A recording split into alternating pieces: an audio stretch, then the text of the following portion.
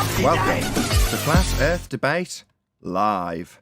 I'm your host, Nathan Oakley, and if you are new to this channel, or you've not done so already, then be sure to subscribe, hit the bell notification icon, and join button if you'd like to become a Nathan Oakley 1980 channel member and keep up to date with the Flat Earth Debate.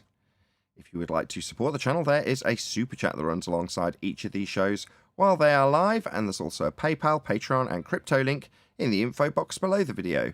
Also below this video, you can get £50 for swapping your UK electricity supplier to Octopus Energy, and this is of particular note if you drive an electric vehicle.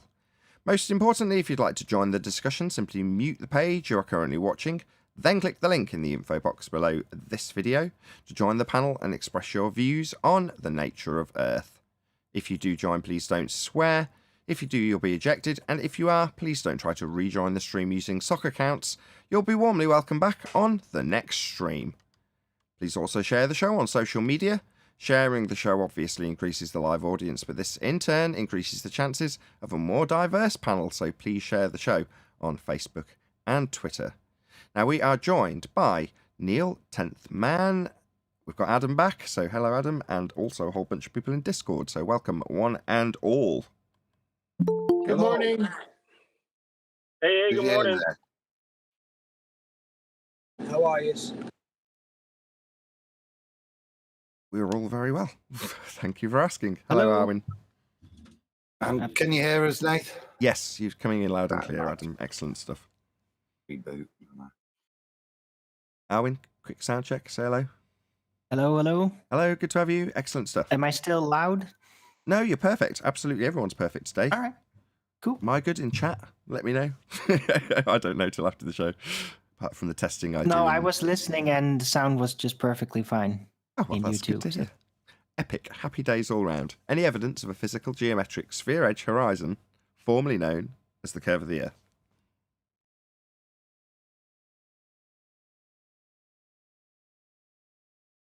That's Earth curve.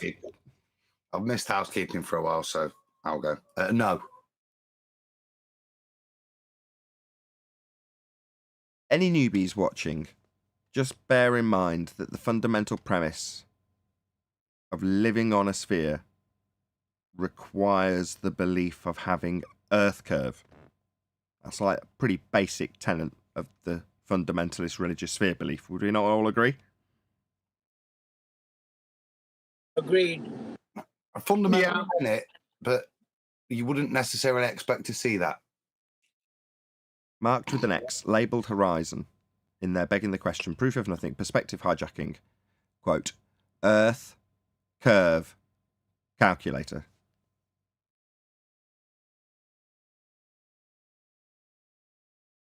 When you say you wouldn't expect to see it, I wouldn't expect to see it because I'm a flat earther, but I suspect you're suggesting their rebuttal to a recent strong argument involving this tower, or whatever you call it, oil rig.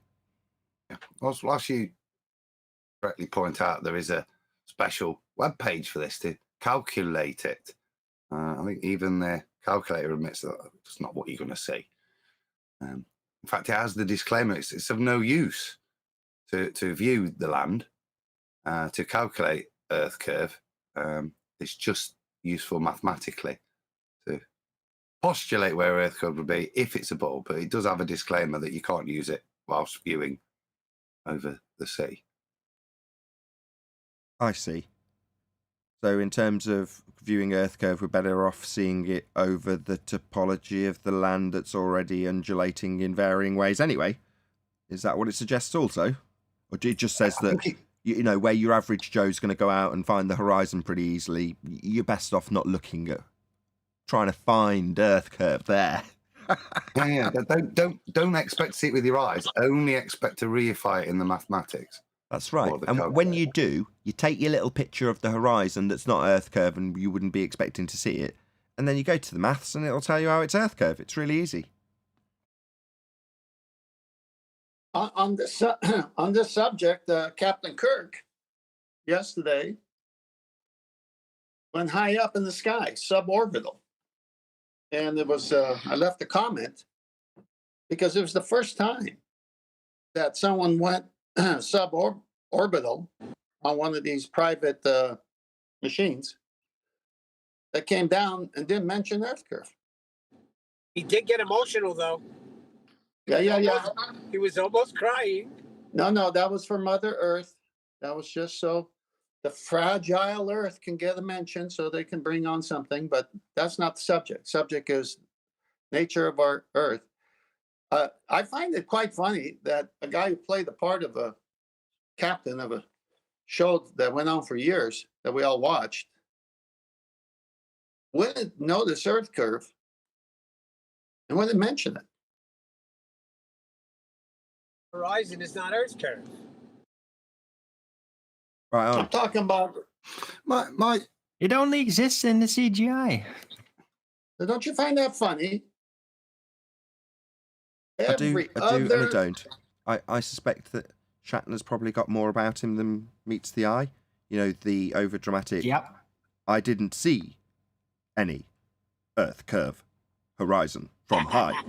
You know, that doesn't necessarily make him I don't know. It doesn't make him stupid. Oh, no. I'm not. He's not a science saying- fiction enthusiast. Yes. He was always one, right? And he says there's does no pay difference. attention. He did pay attention even during this. He didn't just like, oh, I'm in a launch. This is so special. No, he actually described how he was staring out of the window, paid very close attention to the sky and how it looked. And he was very impressed. He gushed on about it for like a minute or two about how sudden the transition from a blue sky to suddenly that black appearing. So he paid careful attention. He was actually exploring with his eyes. Good for him. Yes, he was. So would I be. I mean, I'm very jealous. I'd love to Me go that too. high. It was one of the things that I described first when I got here in the flat Earth subject. I was like describing being a rep on a plane, thinking, God, I wish I could go higher to see the curve, knowing the rhetoric that you couldn't see it from those altitudes. So I wanted to go higher. He's got to go higher. Lucky bastard. Good for you, William Shatner. Hope you enjoyed the trip. You didn't go to space. Space is fake. Any evidence that you can have gas pressure without a container, as per the heliocentric model? Well, I'm not done. I'm not done. I've got a question too. All right, you go first, Adam. My mates who aren't flat earthers were texting me about this yesterday, and obviously the first thing I pointed out to them was the shape of the rocket, which they twigged and yes, agreed with. I think conversations we've had in the past, but the question I was asking them, Hold on. What do you mean, the shape of the rocket? the phallus, the flying All phallus. Flying dick shit. Okay, sorry. Yeah. Sure. My mate Sean sent me the one of Dr. Evil's equivalent as well, taking off. But the question I had for them, and it's a question, and I don't have the answer, I'm not being flippant, is when we were kids, you were going off to be an astronaut, and they wanted the fittest, the fastest, the best, because you had to be just to be able to take the G-forces of a rocket taking off. Now, whilst I concede that at 90 years old, Captain Kirk could do it, is it physically possible for the actor William Shatner to be, or even safe for him to be doing those things? Or are they somehow subjected to different forces in rockets nowadays? I suspect they lie about the claim to be rockets that are launched into the sky vacuum. Now, given that we know they are definitely, unequivocally, without doubt, going to a sky vacuum, they are definitely not doing that. Therefore, the world's your oyster in terms of what you can describe the fakery as being. Well, if they're not going to a sky vacuum, what are they doing? What does it matter? They're not going to a sky vacuum. But they claim that the rocket that was going to the sky vacuum could orbit, travel at high velocity, pulled incredible G-forces. Now, given that we know they're lying about the very nature of the place they're going to be travelling through, does it really matter that they're lying about the amount of G-forces that these rockets that are going to space pull? You don't think they'd just lie about that also? But the G-forces only build up as long as you're accelerating. So the biggest danger is during launch. And it did stand out how quickly the thing took off. It like really bolted upward very rapidly. But I don't think it was like constantly accelerating at a dangerous rate. So if it's just moving roughly the same very fast speed, you're not really going to be all squished because of the G-forces, I think. So, Wayne, I got a question for you on this. You've probably paid attention. I've only seen the headlines. The last Bezos one, I thought the thing about it was you were up there for 3 days in a really prolonged kind of semi-orbital claim before you came back down again. I heard, and I was starting to be correct here, it was like 10 minutes that Shatner was up there. no. Huh? What was it? Was he up there 3 days then? No, he was up there 10 minutes, 17 seconds by one account, 10 minutes, 13 seconds by another account, and 10 minutes, 20-some seconds by another account. This is what I want to talk about once you're done. Right. It just went up there and went down again. It didn't stay. Hold on. I think it's just like future talk, like, oh, we're going to do that Hold to on, get Adam. more Hold on, investors. Owen. Let's just square this circle with Adam. Right, if you had a cuckoo clock, like an old-fashioned wind-up clock, and you set it on the ground and started it going at midday on the dot just to time the number of hours that ticked by, and then you took up a sophisticated quartz watch on the giant dick, you'd find that was 3 days on the dick, and it was just 10 minutes and whatever many seconds down here. Have you never seen Contact? There you go. Time dilation. Sorry, didn't think of that. Yeah.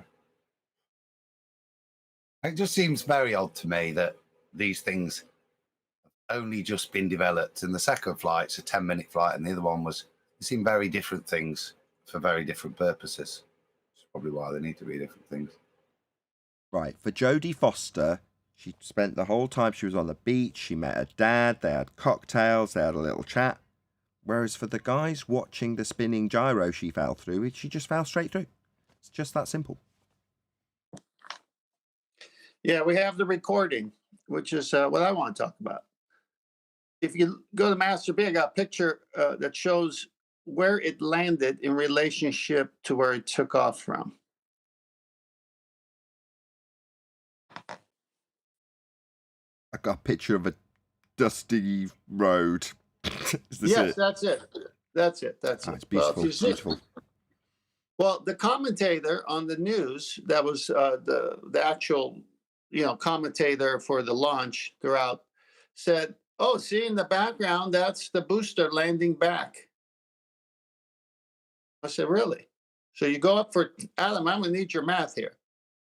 So you go up for 10 minutes plus, but just round it off to 10 minutes because it's only like either 13 seconds or 20 seconds for the plus. So you go up for 10 minutes from the start of the launch to the to actual landing time. And this is the distance you're away from where you took off from, where the booster landed back, which is, you can see it in the background there. And Let's do equator 10, so it'd be, about 166 miles of rotation at the equator. Yes. But at Texas, it's got to be near 900 miles or 875 miles of rotation on their spinning Earth. It's not the full 1,000. 146 miles at 10 minutes.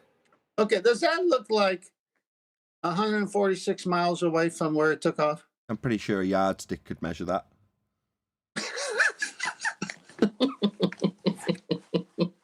That was nonsense.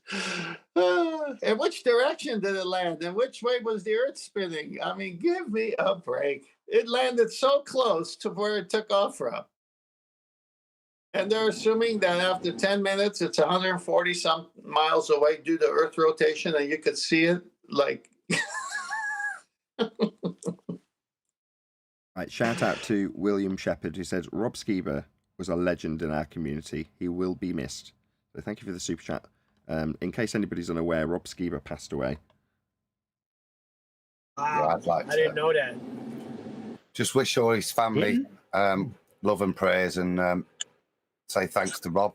Back in the early days, I used to watch his stuff with great interest and great learning. And like I say, love to his family, and thanks for some good memories, mate, and some good teaching, especially some of the visual stuff. Rob was a pioneer back in the early days. Yeah, so Yeah, he was. God bless, mate.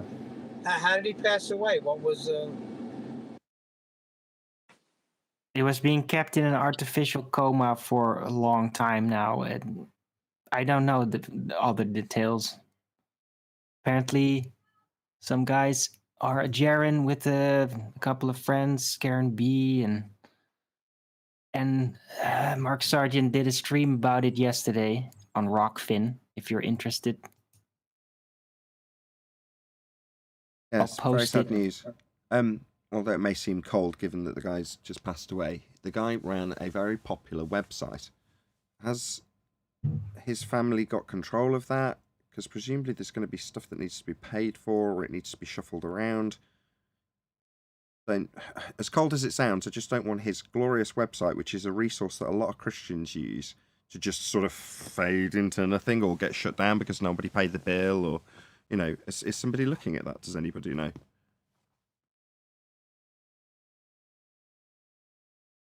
It's probably a little early for that. Possibly, but it's I mean, certainly worth it mentioning. just happened. It's like, oh, the guy was great. It's given us a great legacy. Fantastic. Now let's just watch that fade into nothing. No thanks. Yeah, great. Yes, Rob was a great guy and he did a lot of great work. But the worst thing that can possibly happen is that work fades into nothing. That's just my primary concern. He seemed Without like a sounding pretty cold. organized. Was coming? Was he he seemed- able to plan for it? To have things in place? I doubt it. I was gonna Did- say. Have you seen Rob? Or did start speaking in past tense? Did you see what he looked like? Guy's like fit as a fiddle. Yeah, he looked great. Right. He looked super Yeah. super fit and healthy. That's what I'm saying. He was very organized. I'm pretty sure. I don't know. I'm just going to shut my mouth on that. I have no idea. I think something bad happened, but I dare not speculate. She's talking Just about, I yet think it- something Was bad that- happened. that The guy's someone dead. you spoke to Hello? Yes, but Something bad happened. He Yeah, the guy's wasn't dead. deadly ill when he went to the hospital. Yes, something definitely Right? bad I happened. think he rolled into the bad protocol situation out there. That's what I think happened. Look, there's a couple of things that concern me, right? I'm going to just ask Adam, because he probably have the answers. If you are in a coma, Adam, Yeah. Do you feel pain? In other words, could the process of passing away whilst in a coma be an agonising death? Or is it a painless, Rob wouldn't have known, therefore we can take solace in the fact that he didn't feel a great deal of pain? Which one is it? I think I think probably it's go painless. with the latter, yeah. From what you tend to be unconscious, so you wouldn't be conscious of the pain. You're there, pretty much, from what I understand. You're being kept alive with the machines, so but there's no awareness, is this? Therefore, there would be no pain, from what we can tell. But I don't think people come out of comas going, "I was in excruciating pain laying there." Okay, so there is some solace to take in the fact that I think he spent a good month or more. I think it was longer than a month ago that I found out that he was I believe it was a medically induced coma, correct? As far as I'm aware, yeah, he was very poorly in the induced coma to just try and stabilise his body function. From that's why they do that, isn't it? So, Which was indeed the case. So he was essentially stabilised in a medically induced coma for over a month, and then he passed away. So the only solace you can really take from that, because the guy's dead, none of his family are going to ever get to see him again, nor will any of his friends or any of his co-workers or any of the people that worked with him in Flat Earth. It is truly devastating to everybody, even people on the periphery of Rob, like myself. I had interactions with Rob. It's brought a tear to my eye, as I'm sure it has with a lot of people who are close to him, more so. But by the same token, you do want to see his legacy continue. So if you were unaware of Rob Skiba, check out some of his work. I'm sure his YouTube channel. I'm sure some of these people have claimed to have had experiences of hearing conversations when they're in comas. Yeah, I've heard accounts. I vaguely remember looking at it 15, 18, whatever it was years ago. I don't know why, a vague interest in that topic at the time. I'd like to look at when I was a Glober. That'd be like looking at me in a coma. When I was a fucking when I come in here screaming and shouting. I think we should review that, Nathan. Go back and review it, and then I'll talk about what I was thinking at the time and how, like, the mindset of a Glober. Do you know what I mean? I think it'd be quite interesting. Check you out. Back, it makes me laugh. Yeah, well, See, you, blow for how blow. I'm obtuse sure I was it'd with be... you in QE, and not how intolerant I was to conversation. Okay, right. Tommy, do you ever watch Mind Smash? Nah, No, watch Mind Smash. I've never heard of it. That's the first The time guy I've who heard. pulls apart all the boxing and pulls apart all the MMA fights. Oh, God, I'll have to send you a link. No. Oh, I'll send I you a link. watch a few study people, but I find these kind of my senseis. I don't really listen to much of I'll send people him. because I'll send you a link get to one of lost. his videos. If you don't enjoy it, I'll be Yeah. very surprised. Okay. Anyway, the point is, he'll pull apart somebody in a ring for the beauty and the mechanics and the physics of their body, the biology rather of their body, as they're punching the crap out of each other. Let's be honest. Yeah. But it is still very elegant in terms of how he takes it apart, right? In terms of a transition from flat Earth to from globe Earth to flat Earth. Initially in 2015, that was a very fascinating thing for people to watch. I had a whole show on it. Moving forward to 2021, and no offense, mate, nobody cares anymore. Nobody's interested in my transition to flat Earth. No, not the transition. It's more like the when you're trying to get me to come to a point and you're talking me through it. You're giving me ample amount of time to just stay on argument, and I just kept veering off and just kept walling off, and like this is what everyone does every day. I heard you debating that guy the other day, and the same thing he was doing. It's just like you can just hear the same thing. And I think glorifying that or shedding light on it will give them less room to move, because you're literally you even do it in the argument. You even tell them what they're going to do, and they do it. But I think by putting it in a different third perspective, it kind of like it takes you out of the picture, isn't it? It says like, look, this is exactly what you're doing, exactly what every glober does, and just put like a montage together of everybody that just does that. Stop. Stop. You're putting a great montage together now verbally. Reminiscing is perfect. Do you know why? Because it involves zero work for me. Yeah, true. Like I say, we're running a live show right now, so you talking about how you've transitioned and reminiscing and taking yourself through it step by step mentally is something we can assist you with, because we can recall some of the aspects of your first visit here. Yeah, true. But, even then I knew you'd transition. I titled the show Tommy Was a Globehead before you'd transitioned. That's true. Why is that? Yeah, for those just tuning in, we're talking about philosophical transition, not physical. No, philosophical, changing your worldview. Because you can turn certain people, I sense that they're processing it in a mental way that isn't necessarily bracing against it. There's certain others that I suspect might be the same. This might get me some stick, but I think Virus, I see similarities in Virus. I don't know if you know who Virus is, or Akuma. Yeah, Akuma Virus. Yeah, I sense the same. However, since I sense that he's transitioned very much into anti-flat Earth, just standard form. But at the start, at least, I sort of sense the same in him. I agree with you, because he does seem like he's in honest pursuit for truth. When I spoke to him about, he was on about helium and different sorts of gases that you put in your mouth and you get different voice tones because of the different. Hold on, you're being challenged, Tommy, and I am, but that matter. Go ahead, Chocolate. Go ahead. Nah, I don't see that in Virus. I heard that in Tommy when you could probably hear me if you go back to that. You could probably hear me giving Tommy props the first time he came on, when he started to try to get some of the points that we were trying to get across to him, and then he kind of just wailed back into globehead mode. But Virus, I don't see none of that with Virus. Virus to me is one of those dudes, just full of it. I can't see none of that coming out of Virus. I mean, he'll go so far as to make up his own shit to argue. It's like he's on honest pursuit for truth. So even though he doesn't say it, I think inside he knows he's wrong. You know what I mean? So he's kind of like admitting to himself that he's still trying to fight the truth himself. Listen to what Chocolate just said. I did, and so did Tommy. I think Tommy did listen to what was said by Chocolate, and we just don't agree. But you sense different things from different people. You get different vibes. It depends who it is, and you're not always right. So it doesn't matter. It's not like at the end of this we're going to say, yeah, Chocolate was right about Virus.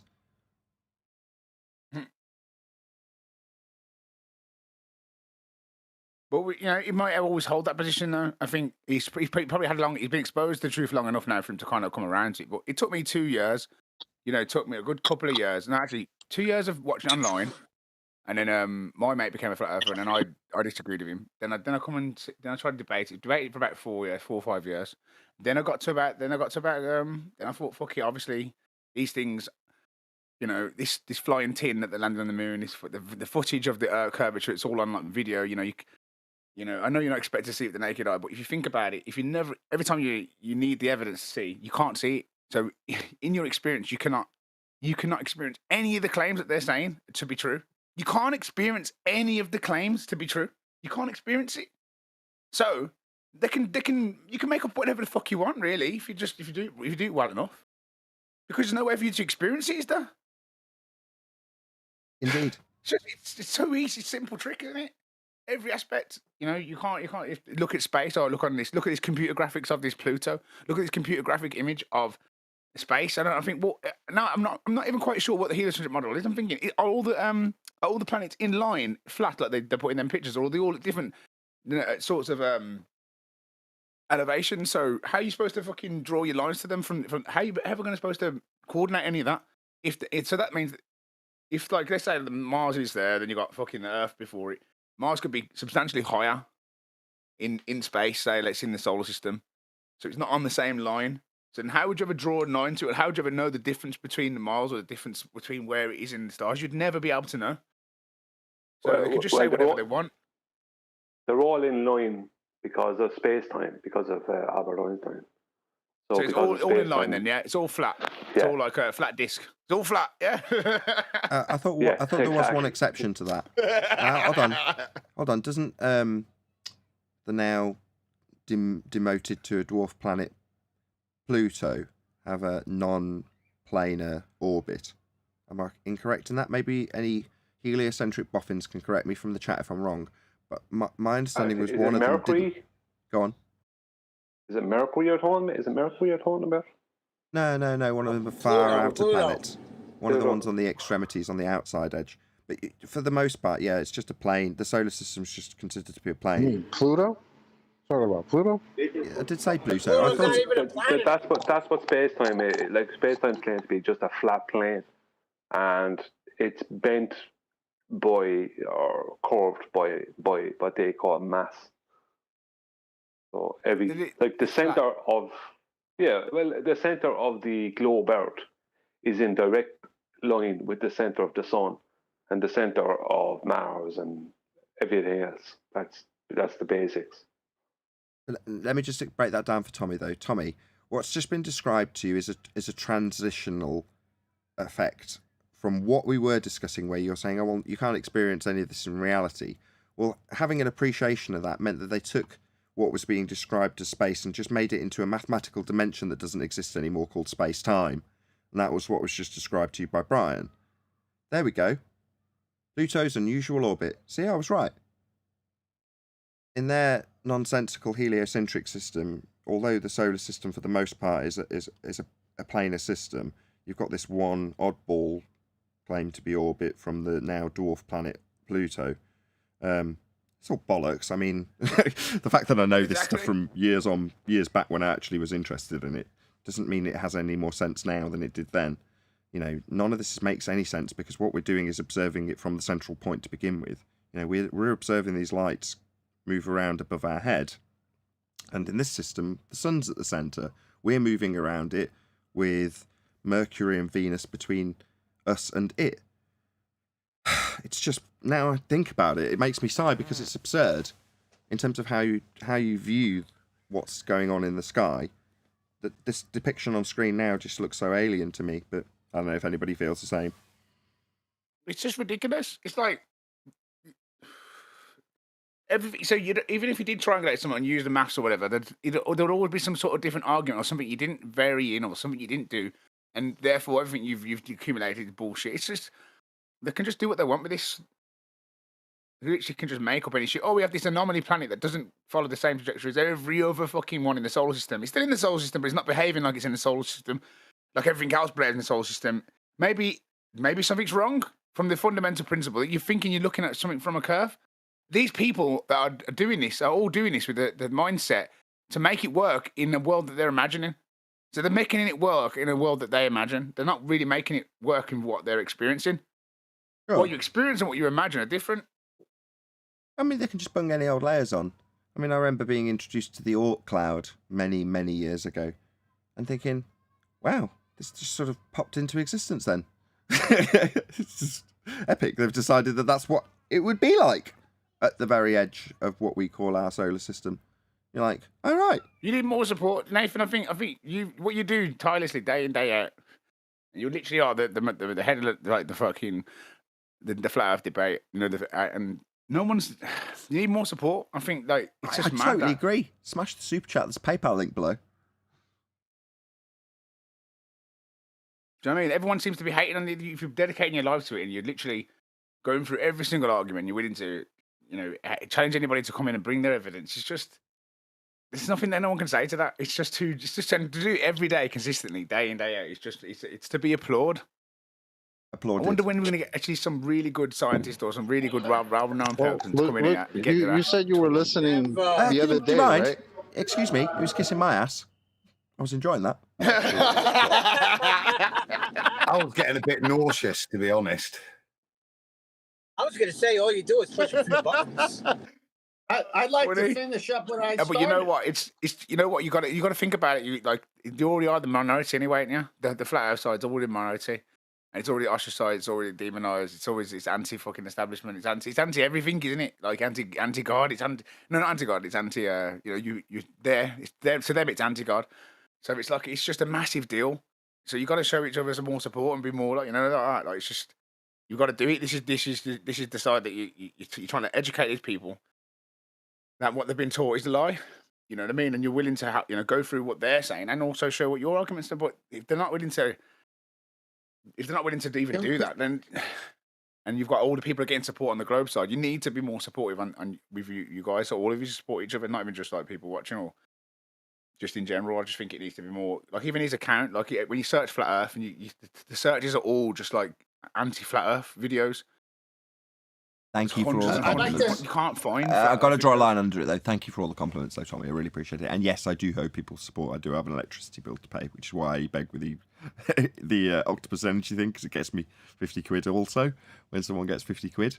But I'm like massively in debt to the electricity company because it costs an absolute fortune to keep all of this crap running around me. But there we go. Other than that, I'm pretty happy. You know, I do actually earn a living from doing this, which I am elated about. So I'm not going to moan. But yeah, I've still got to encourage people day in, day out to support me because it is this down to them. If they didn't, I wouldn't be here because the channel, in terms of its monetization, is nowhere near enough to sustain me.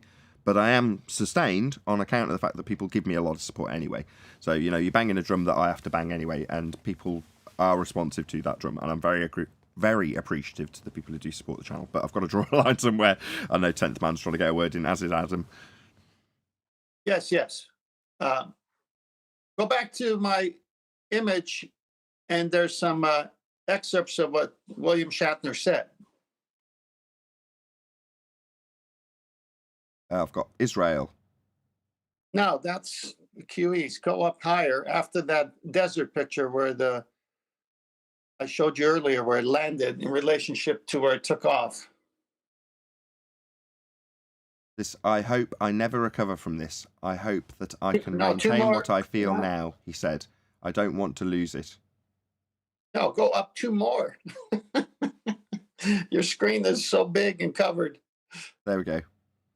All right. I'm actually looking. I'm actually looking forward to seeing the Earth from a different perspective than I ever had before, he said in the CBS Morning Crew interview. Now think about this. He played the part of Captain Kirk. He traveled the universe, and he says, I'm actually looking forward to seeing the Earth from a different perspective than I've ever had before. This is fantastic. I just can't wait to stare out the window and feel differently about humanity and our planet than I've ever had the opportunity to before. Next slide. I want to see space. I want to see the Earth. I want to see what we need to do to save Earth. Wow. Shatner told CBS Morning Gail King before lunch.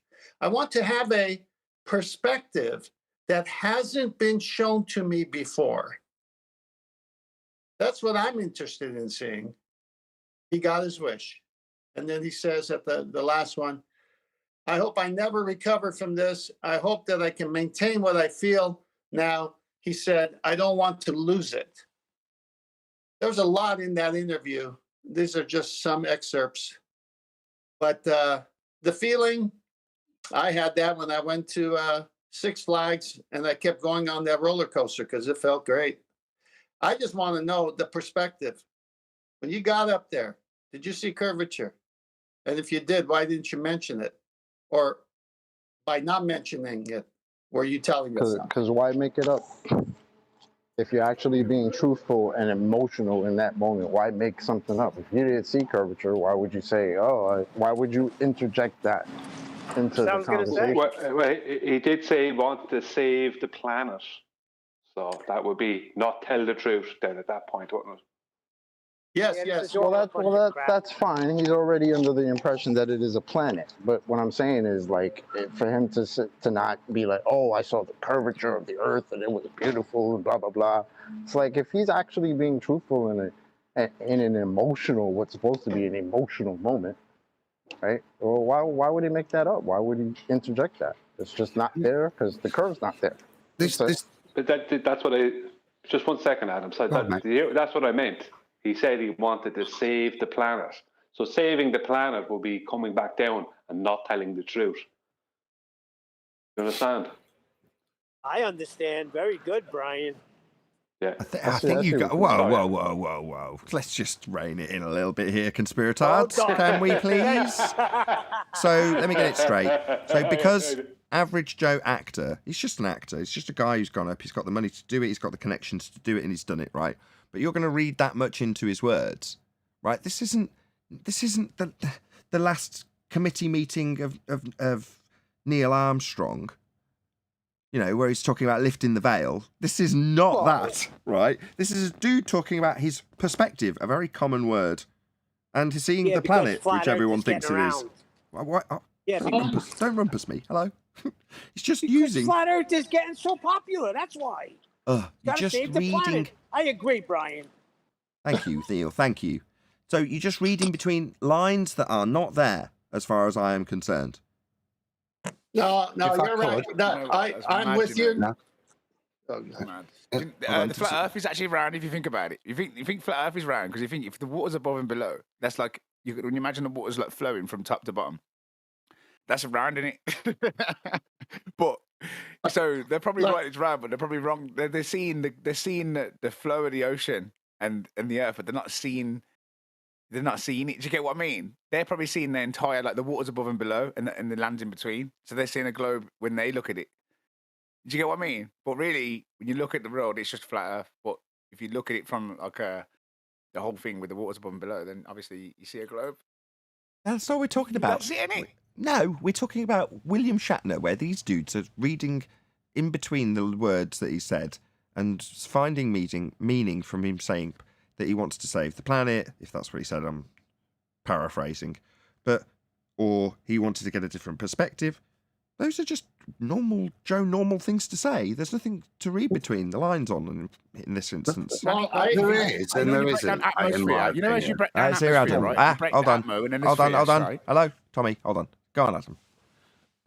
The first two bits are pre-launch, and they read very much standard PR rhetoric, even to the point that we want to put in a little bit about saving the Earth. So could you just mention a little bit about eco saving the Earth, Shatner? So this is just, you can't read anything into that because it's not been written, not really his words, it's what he's been asked to say.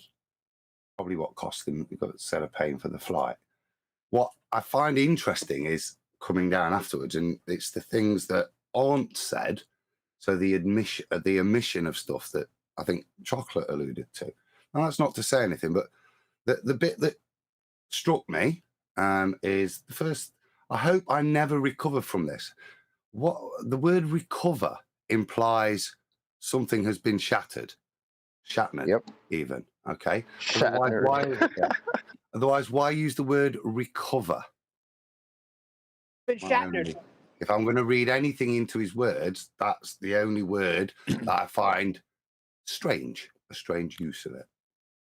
Okay, Nathan. I'd like to Hang just say on, one Tommy. point about the planet, the Okay, planet, don't right? When hang he said the word planet, I started to think about the word, break it down, like plane, net, and the whole world is like the internet, isn't it? So you got planet. Planete. No, You know, no, and- Tommy. Yeah. Oh, Just boy. planete. Look up the etymology of planete. Means plane. Anyway, Exactly. go ahead. Exactly. Go ahead. And if Yeah, you think yeah. about when a glober looks at the world, right, they see the waters above and the waters below.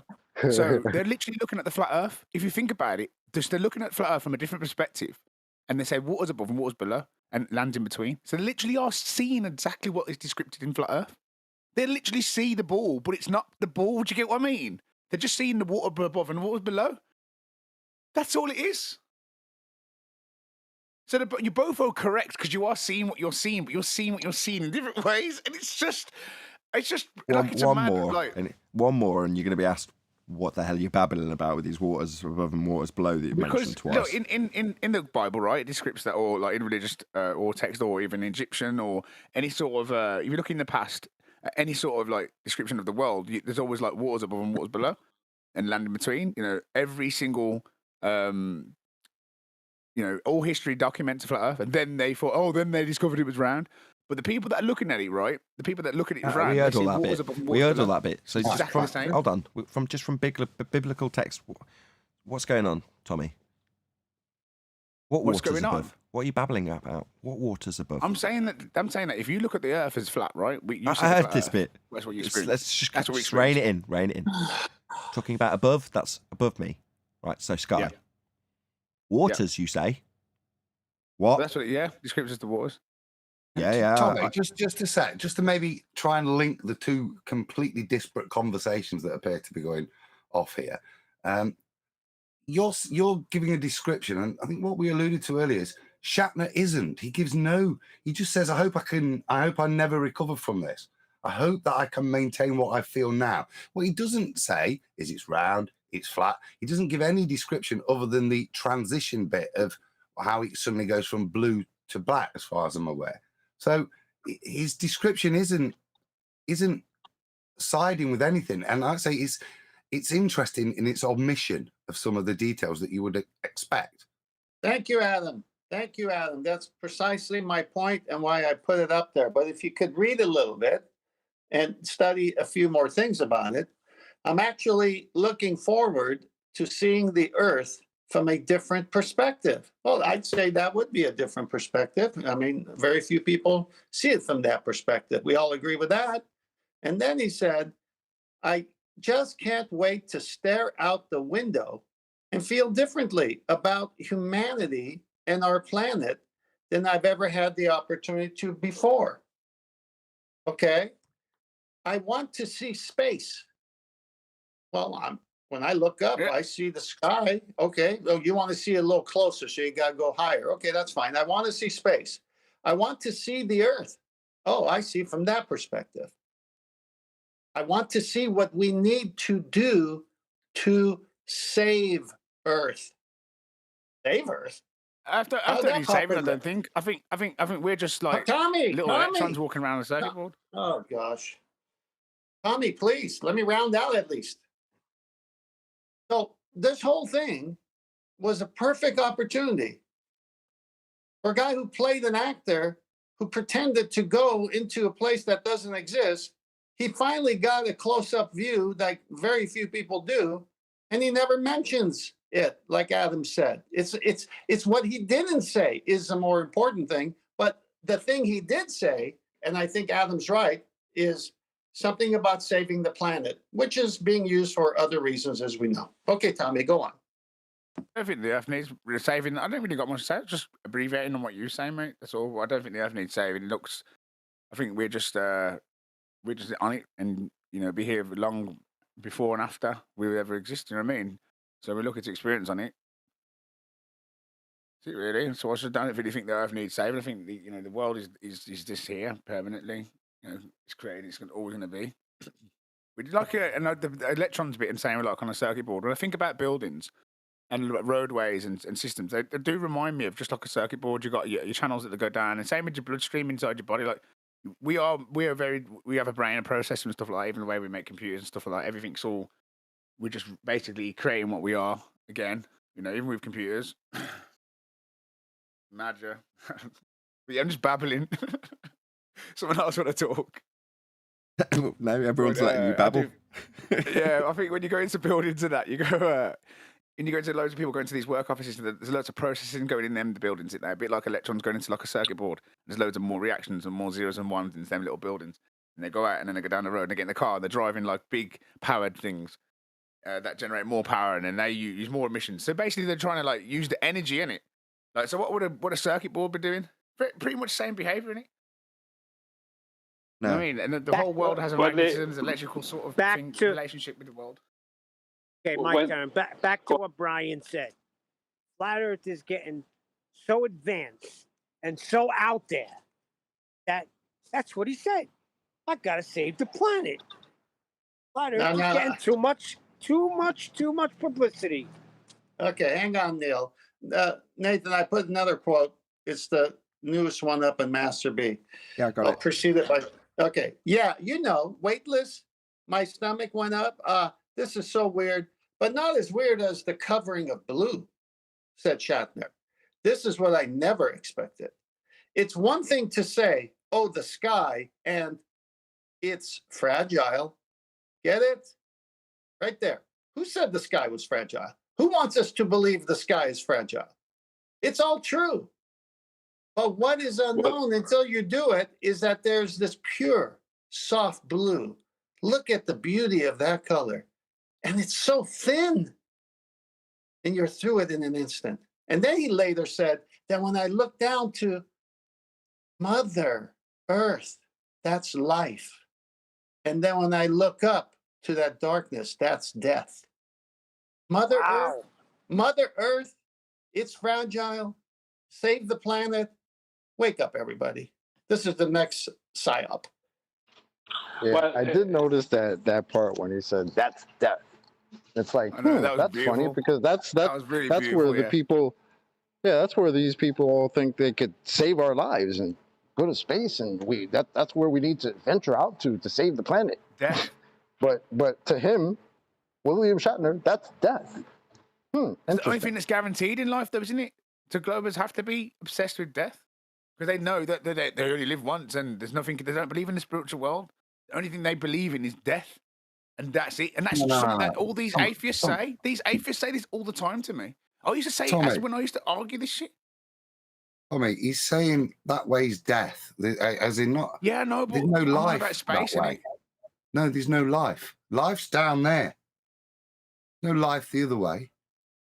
I think what's happening is Tommy's hearing what's being read out. No offense, Tommy, and you're interpreting the words as they are read, which is fine.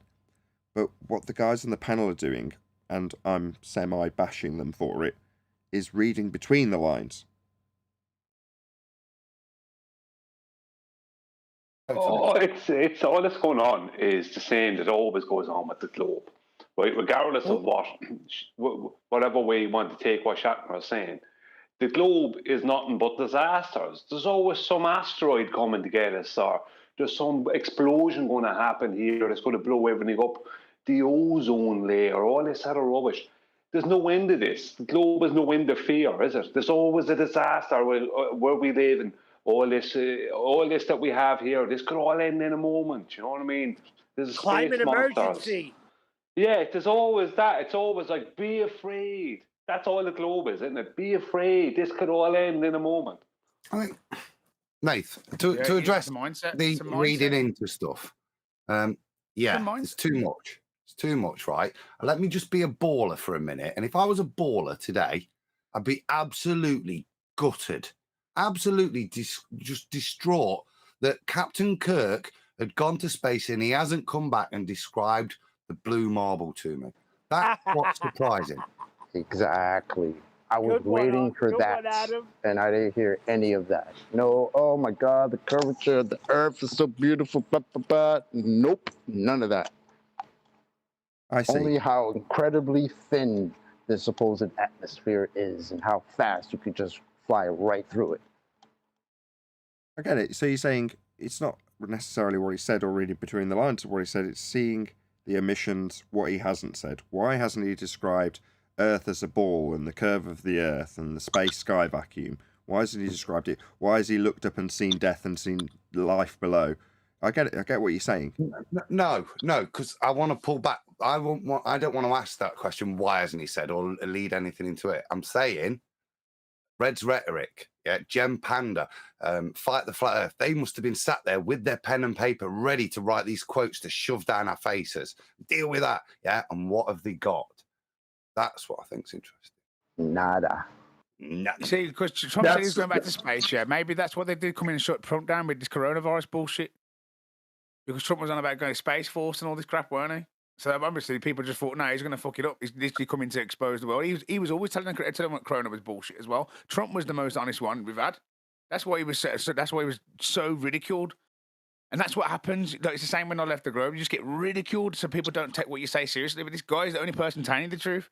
And then he's telling that coronavirus is bullshit. I've recovered it already. It's nothing. It's nothing. You're and then all they over just the fucking place, that Tommy. stormed the fucking building and got him out of there and put this absolute fucking joker called whatever they got now, Joe, whatever his name is. It's ridiculous. Literally just happens right in front of your faces. Okay, right. This is not a political debate, number one. Did you spar today, Number Tommy? two, we're talking about...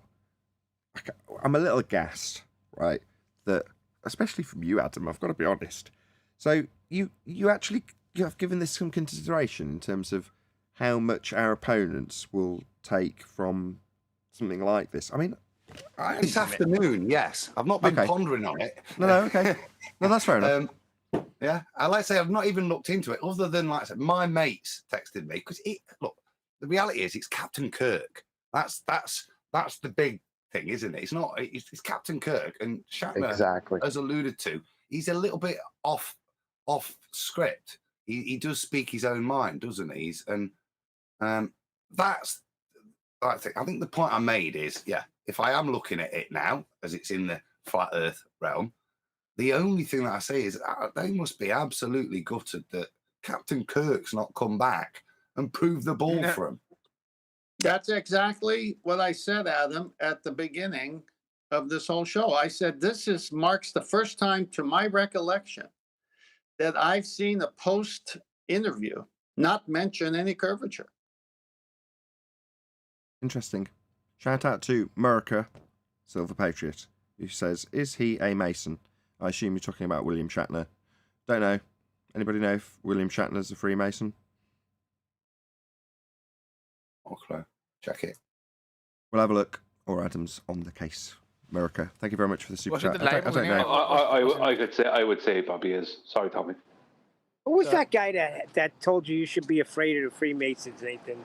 What was that, unorthodox that time?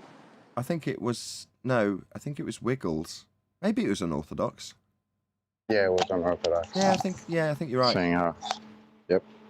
Yeah, I compared him to conspiracy cats because that's sort of the contemplation when you start to say, well, if I've been lied to about the nature of the Earth itself, then that would imply that there's other lies on a mass scale. And where does their brain take them? Well, it takes them to the Discovery Channel and Mark, whatever his name is, Dice talking about the Illuminati and all this kind of bullshit. Because that's what they've got in their arsenal. That's what they can pull from mentally when they start to do what we did at the start and everybody had to do at some stage, if they've got half a brain, which is contemplate the implications of a deception of this scale. Which is to say that, yeah, there's shitloads of other stuff that you could be lied to about, and you've got to suddenly go through it all and go, God, I was so thick. God, I can't believe I fell for that one. Oh, God. And you realise that the house of cards just actually tumbled down around you just by looking around you. Now, for someone who still wants to retain their globe faith, they're going to retain any presented to them by the mainstream explanations for a claim to be conspiracy in this regard.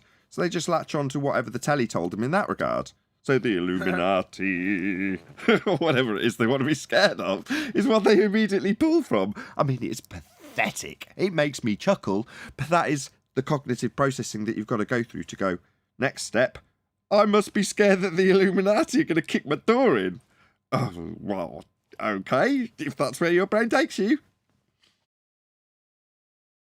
I reckon conspiracy cats is amazing. Okay. Why? All right. Why? Well, Ranty has said in the past that he had a Mason friend, and suddenly he was best pals with Conspiracy Cat, even before he supposedly switched back to the Lope. Yeah, he interviewed a So guy I that was a reckon- Mason. I didn't watch it personally. I'd fallen out with him by then, but he had a guy on that somebody alluded to having Freemason connections or being a Freemason under some voice changer or some shit like that. I'm pretty sure that's what you're referring to, though. I don't know about Conspiracy Cats. It's just a teacher. Well, I don't know. I just get the feeling. I just got the way he operates and goes about things. And I spoke with him bits and pieces myself, and I just get the feeling that he is.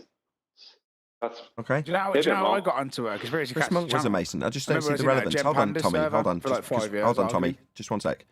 But what's the relevance? So, in the reverse situation, we'd say, does it matter what his qualifications are? The argument that they present is relevant. And in the same vein, if you go, oh well, the guy's a Freemason, okay, does it matter? No, I'm just saying. I don't like the only. It doesn't have any relevance to the argument, other than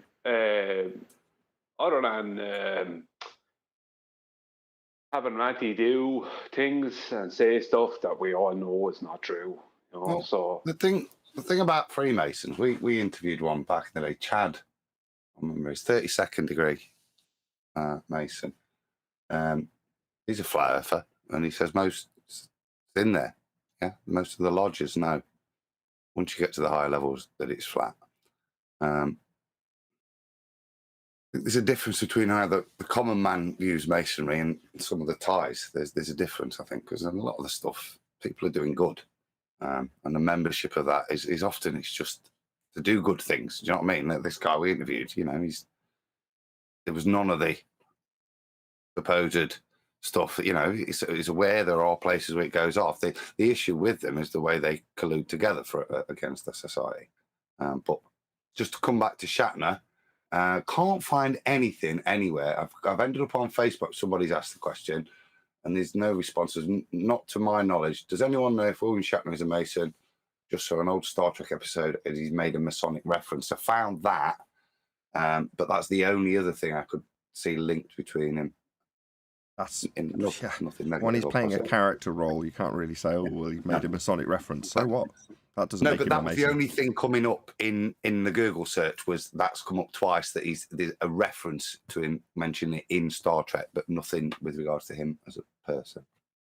As we Admiral allude- Kirk is not the Freemason. Well, if he was or it wasn't, it wouldn't really make any difference, as Brian just made clear, but there we go. If you are watching this on either Nathan Oakley 1980 or Nathan Oakley Primary Streams, then stay tuned, as there will be an after show to follow. Unfortunately, if you are watching this live, this is where we bid you farewell. So, a huge, massive, enormous thank you to all of you. Smash the PayPal link, super chat, liked, commented, shared, subscribed, joined as a Nathan Oakley 1980 channel member, and all that good stuff. Of course, a massive thank you to today's Discord and G+ panels for making today's live show possible. Once again, stay tuned if you're watching on either premiering stream. I've been Nathan Oakley, and I will see you all in the next video.